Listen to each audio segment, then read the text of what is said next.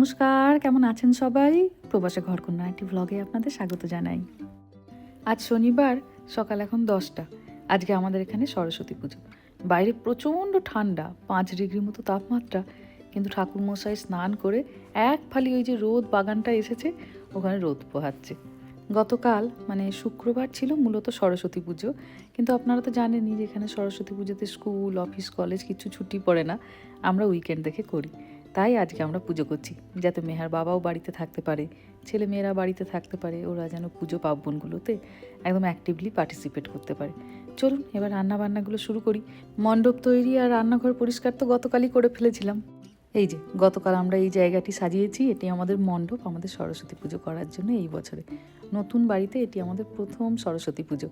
মেহার বাবাও ওখানে রেডি হয়ে গেছে, ওকে বললাম যে তুমি কাটাকাটিগুলো সবজির করো, আর আমি বরঞ্চ ততক্ষণে খিচুড়ি আর পায়েসটা বসিয়ে দিই।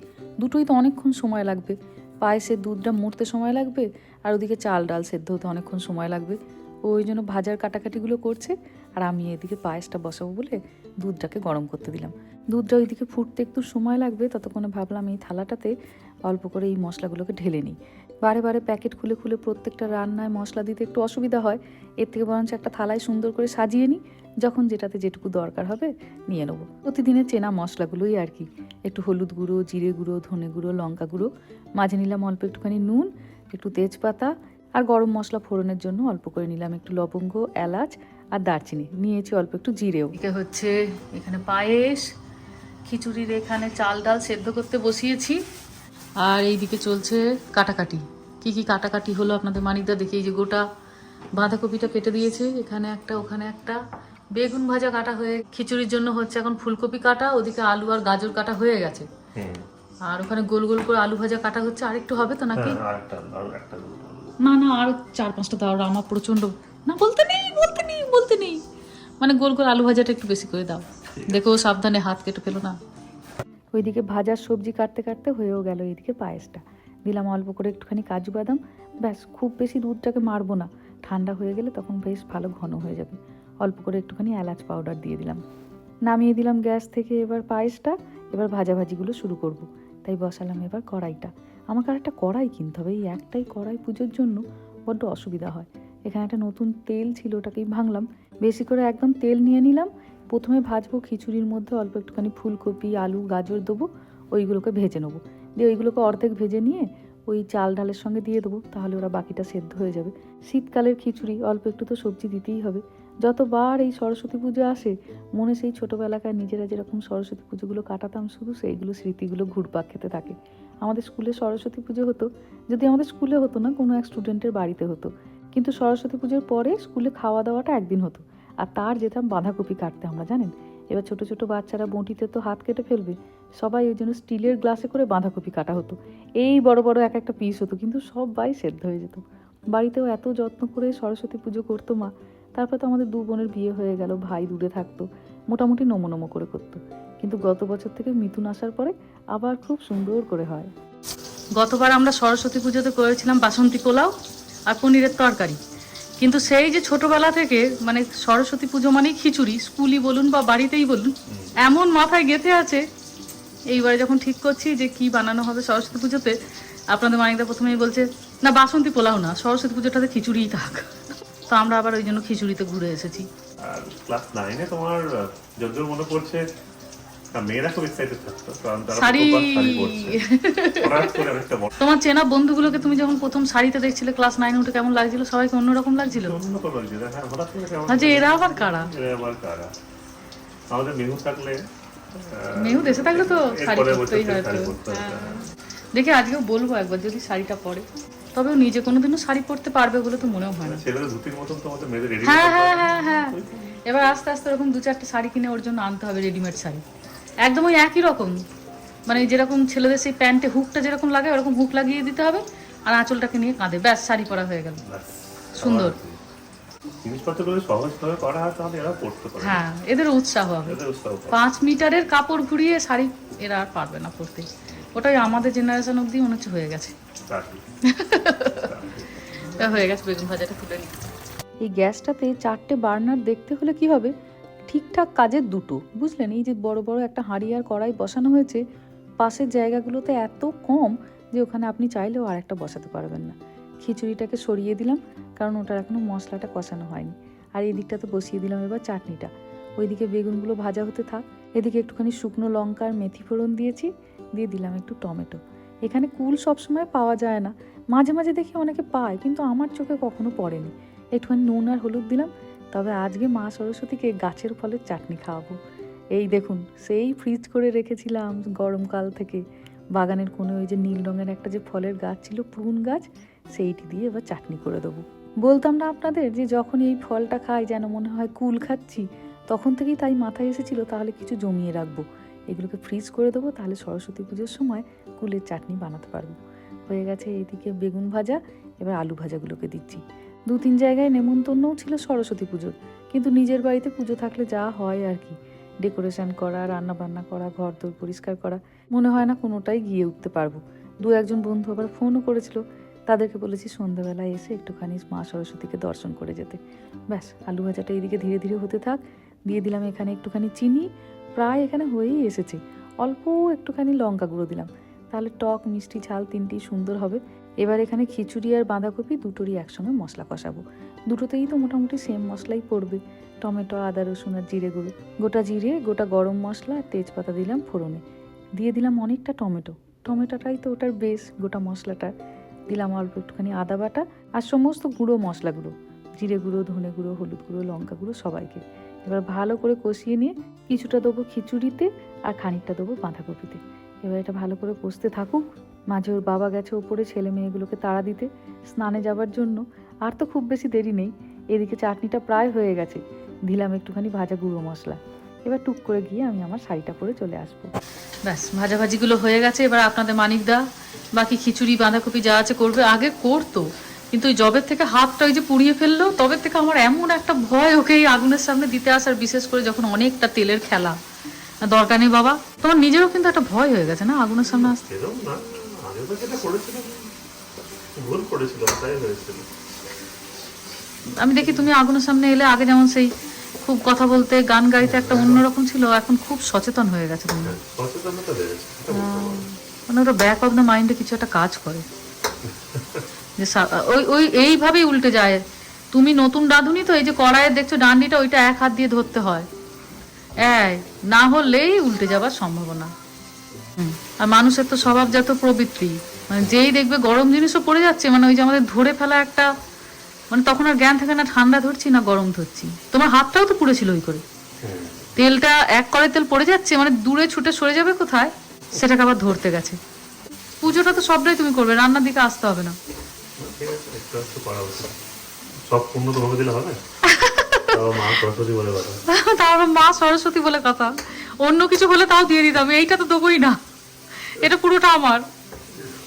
এবারে সবকিছু ছানা দেব, আমাদের তো হয়ে গেছে। কি ভাগ্যি, হয়ে গেছে কষানোটা, হয়ে গেছে। ভালো লাগছে, ভালো হয়েছে না?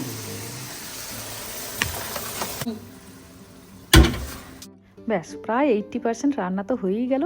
এবার শুধু বাঁধাকপিটাকে একটু সেদ্ধ হতে হবে, আর এই মশলাটি দিয়ে খিচুড়িটিকে খানিকক্ষণ ফুটিয়ে নেবো, তাহলেই হয়ে গেল ভোগের সব রান্না বান্না।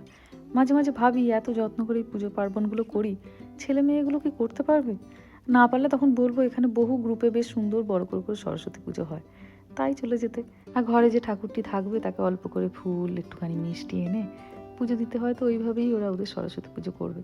তবে একটা জিনিস ভালো হয়েছে জানেন, আমরা ধরুন আজ প্রায় 10 বছর আগে যে সরস্বতী ঠাকুরটা এনেছিলাম, খুব সুন্দর সেই বক্সে করে এনেছিলাম, তো এখনও নতুনের মতো আছে। এরপর থেকে যখনই যা ঠাকুর আনবো, ইচ্ছা আছে ওই রকম বক্সের মধ্যে করে নিয়ে আসবো, তাহলে এতটুকু নষ্ট হবে না, ছেলে মেয়েদেরকেও দিয়ে যেতে পারবো। চলুন, হয়ে গেছে রান্না বান্না সব শেষ, এদিকে সাজানো গোছানোও হয়ে গেছে। কার্পেটটা এখানটায় পেতে নিয়েছি, আর একটু কার্পেটটা সামনে পাত। এই যে মেহুর কোলে চলে গোপাল চলে এসেছে, ভালো করে বসিয়ে দাও। মা সরস্বতী এসে গেছে। হ্যাঁ রে, গোপালের টোপর টান না, এরকম নেরু মাথায় বসে থাকবে আজকে না, ওরকম করিস না।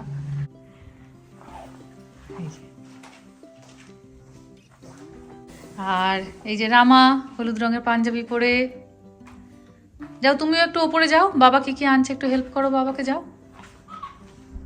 চলুন, ভোগগুলোকে এবার সুন্দর করে সাজিয়ে নিই। সেই আমার জন্মদিনে আমার বন্ধু এই থালাটি দিয়ে গেছিলো, তারপর থেকে এটিকে একদম পুজোর কাজেই ব্যবহার করি। আর সত্যি সত্যি এটার মধ্যে খাবার দাবারগুলোকে ঠাকুরকে সাজিয়ে দিলে এত অপূর্ব সুন্দর লাগে, দেখলে আপনার একদম মন জুড়িয়ে যাবে। টুকটাক অনেক থালা বাসনই কিনি, কিন্তু সেইগুলোর থেকেও দেখি এইটাতে সাজিয়ে দিলে সব থেকে সুন্দর লাগে। মাঝে দিলাম খিচুড়িটা, দিয়ে দিয়েছি একটু বাঁধাকপি, বেগুন ভাজাগুলোকে একটু সাজিয়ে দিলাম, অল্প করে দিলাম একটুখানি আলু ভাজা। আলু ভাজাটা একটুখানি সামলে রাখতে হবে। রামা মাঝে মাঝেই এসে টুকটুক করে চক্কর দিয়ে দিয়ে ঘুরে ঘুরে যাচ্ছে। বলছি দাঁড়া, পুজো হবে তারপরে দেবো, কিন্তু ওই আর কি, কতক্ষণ আপনি চোখে চোখে রাখতে পারবেন। দিলাম অল্প করে একটু চাটনি, আর শেষে দিলাম সুন্দর করে পায়েসটা। এই দেখুন, বলছিলাম না এত সুন্দর লাগে, এটাতে ভোগ সাজিয়ে দিলে চোখ একদম জুড়িয়ে যাবে। চলুন এবার ভোগের থালাটা মায়ের কাছে রেখে দিয়ে আসি, আর এরপরে ফলগুলো কাটবো, তাহলেই হয়ে যাবে। বাচ্চারা মোটামুটি জলের বোতল টোতল সমস্ত কিছু নিয়ে চলে আসবে। অল্প করে করে একটু করে করে ওদের কাজ করাই, যাতে ওরা একটু শেখে আর কি। ব্যাস, এবার ফলগুলোকে কেটে নেবো। প্রথমেই কাটছি ড্র্যাগন ফ্রুটটা। এটা গোলাপি না সাদা দেখার জন্য, কিন্তু না, সেই সাদাই বেরালো। গোলাপি ড্র্যাগন ফ্রুটটা দেখেছি খুব একটা সচরাচর পাওয়া যায় না, একটু লক্ষ্য রাখতে হয় আর কি।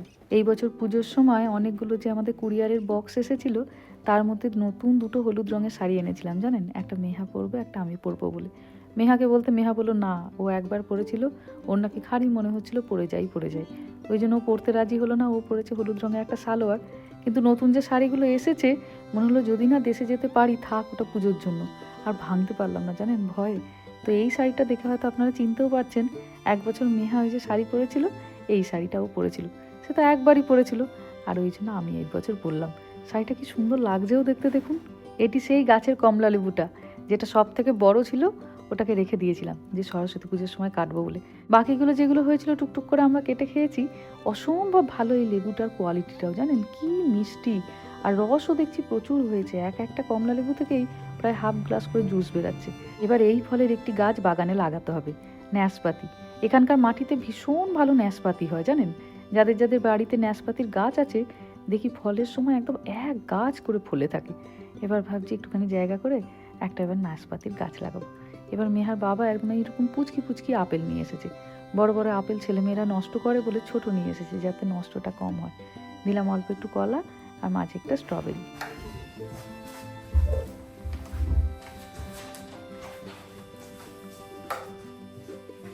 বসো, এবার বসো রামা, বসো। ঠাকুরের জল আনতে হবে। মেহা, এবার একটা একটা করে ফুল ছেড়ো, ইয়েলো কালারগুলো দিয়ে ঠাকুরের কাছটা সাজিয়ে সাজিয়ে দাও।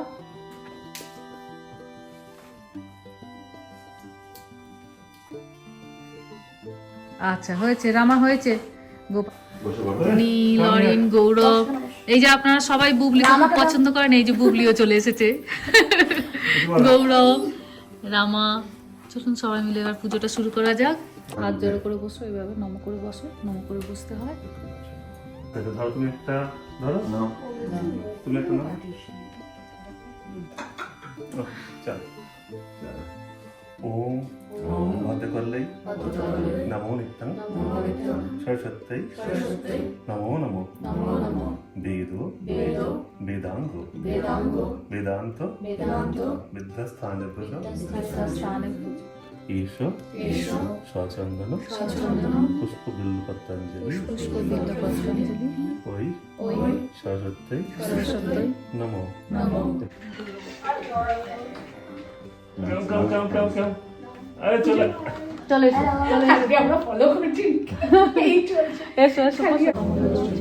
বিশ্বরূপে বিশালাক্ষী বিদ্যাং দেহি নমোস্তুতে। জয় জয় দেবী বলতে, আচ্ছা বলে দাও।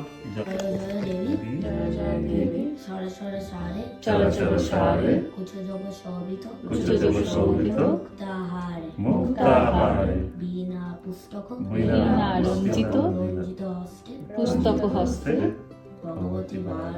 ভগবতী ভারতী দেবী নমস্তুতে।